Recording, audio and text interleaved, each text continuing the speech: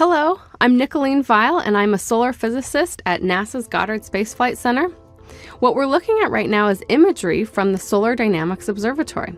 All of the dynamics and activity that's going on in the solar corona, the sun's atmosphere, which is what I study. What we're seeing here is a filament, and it looks very dark, and it looks like it's actually maybe even on the surface of the sun. But we can see as the sun rotates around that actually it's suspended high up in the atmosphere away from the surface. When viewed from this angle, we call them prominences. This material is held up in the corona by twisted magnetic fields. We're looking at the solar corona in extreme ultraviolet at 171 angstroms, which is a wavelength that our eyes cannot see. My favorite thing is all of these magnetic loops that you can see on the sun, how dynamic these magnetic loops are, just telling us how much change and evolution and activity there is on the sun at all scales. We can see on the northern part of the sun that a prominence rotates onto the disk of the sun, and then it erupts in a giant coronal mass ejection, and all of that magnetic energy and all of the plasma that was trapped on those magnetic field lines launches out into the solar system. We're watching the sun rotate right now. This is one of the basic features of the sun, and it takes about a month for the sun to rotate fully around and to see the same spot on the sun come back. We're seeing the sun rotate so quickly in this movie because it's time-lapsed.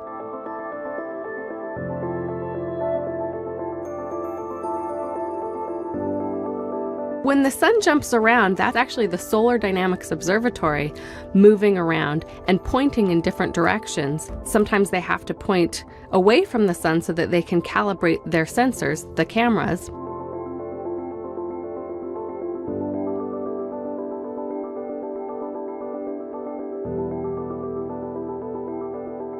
When we see the frames go dark, that's eclipse season. So that's when the Solar Dynamics Observatory, which is orbiting the Earth, goes behind the Earth, and the Earth is between the Solar Dynamics Observatory and the sun, and so the Earth eclipses the images. These really bright spots, called active regions, have concentrated magnetic field and concentrated heating because of this extra magnetic field and the extra energy due to it. There are more active regions during solar maximum and fewer active regions during solar minimum, and often these active regions can lead to solar eruptions such as solar flares and coronal mass ejections.